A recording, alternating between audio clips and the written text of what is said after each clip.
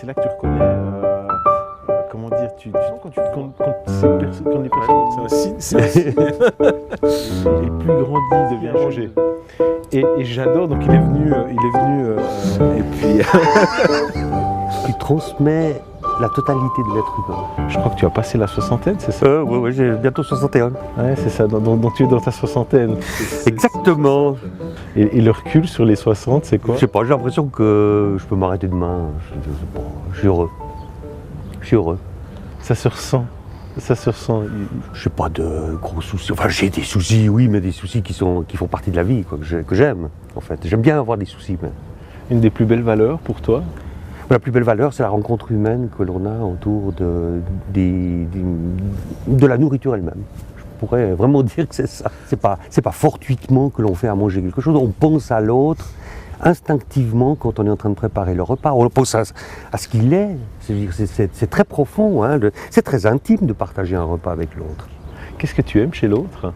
Moi, j'aime beaucoup le respect. Le respect de l'autre. Et le regard que l'autre a à ton égard si il y a cette compréhension mutuelle et qui dépasse les clivages, qu'ils soient politiques ou religieux. C'est juste la rencontre de l'autre, de l'humain, en fait, l'un à l'autre, indépendamment des préjugés qu'on peut avoir. Quelle est ta définition du respect?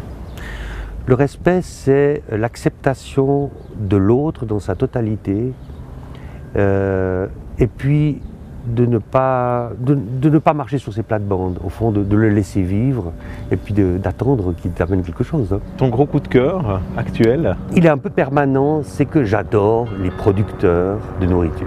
À partir du moment où tu rends visite à un producteur, tu as un rapport à la nourriture qui est complètement différent. Je veux dire, tu ne peux pas manger une viande, moi je ne peux pas manger une viande dont je ne connais pas l'origine, donc je ne vais jamais dans les supermarchés, je ne sais même pas ce que c'est qu'un supermarché. Je me force parfois à y aller pour voir ce que les gens mangent, et je vais juste regarder les caddies de ce que les gens mangent pour pas que je sois complètement en dehors du coup. Mais autrement, j'ai besoin de savoir qui a produit la nourriture pour la manger.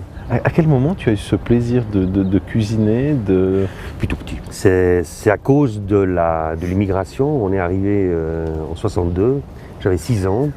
Et depuis ce moment-là, j'étais un enfant dont la mère était très présente, mais en même temps elle devait bosser au noir, puisqu'on n'avait pas de permis de travail, rien du tout. Donc on était un peu clandestin pendant 10 ans. Et donc on avait les repas qui étaient préparés, il fallait les réchauffer à midi quand on rentrait de l'école. Donc très vite j'ai su cuisiner. Qu'est-ce qui rend une vie magnifique? Je pense que c'est de pouvoir faire ses passions et puis malgré les difficultés d'aller jusqu'au bout. Pour moi, je ne suis pas quelqu'un qui s'engage à moitié, je m'engage à fond et puis je peux recevoir des coups de poing dans la gueule, mais ça m'est complètement égal.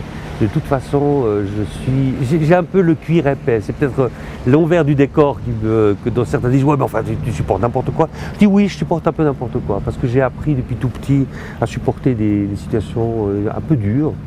Et puis voilà, il y a des choses qui ne me touchent pas alors que d'autres, ils seraient peut-être abattus. Moi, non.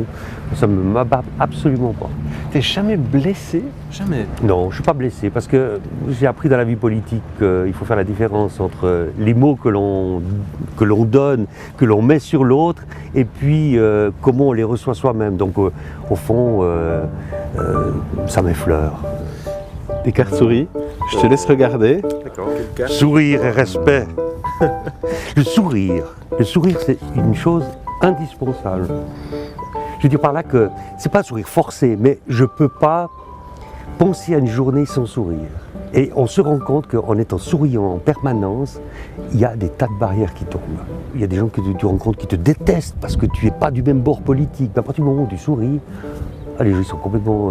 ils disent, mais tu sais bien que je suis un adversaire politique. Et puis alors c'est génial, non? On peut se parler, on peut sourire. On n'est pas en train de s'entretuer, on est en train de se respecter mutuellement, mais parce qu'il y a le sourire.